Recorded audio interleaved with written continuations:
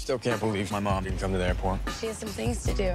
You met this guy? He seems cool. Seems like she's rushing into things. At least you have me. Oh, I'm so happy to have you home. Michael, this is David. This is a psychological thriller. The Stepfather is character-driven, it's story-driven, it is, you know who the antagonist is from the first act. You are invested because you care about the characters, you care about the relationships that they have with one another. I think it's a simpler, story-driven thriller that will surprise people in its simplicity and strength. It touches on very universal values like family. It's a fabulous, sit on the edge of your seat, gripping those armrests really tight, or your boyfriend, because it's a ride. It's a fun ride. There's something for everybody in this movie because it's a single parent, a woman who's divorced, and she has these young kids, and she's in the grocery store and meets this gorgeous, fabulous man.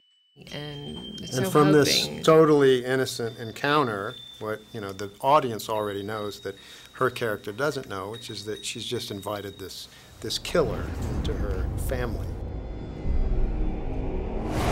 And her son, played by Penn Badgley, has this inkling that something's not right, and he spends the rest of the movie trying to prove it, and then it kind of kicks into this whole thriller mode, and it's really very entertaining. We're gonna put this family back together, you and me, father and son. Stepfather. Stepfather. I play Kelly, that is Michael's girlfriend, long-term girlfriend. He's always casting doubt on his suspicions, and ultimately that ends up being a problem, because she's wrong, I guess. Yeah. You got a minute, kind of looks like him. It could be anybody.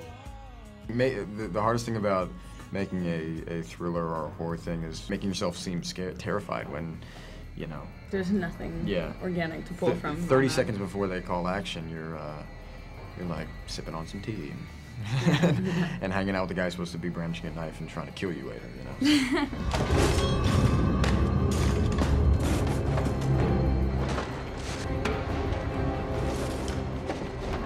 What's all the noise? I thought I could make this work, but I can't.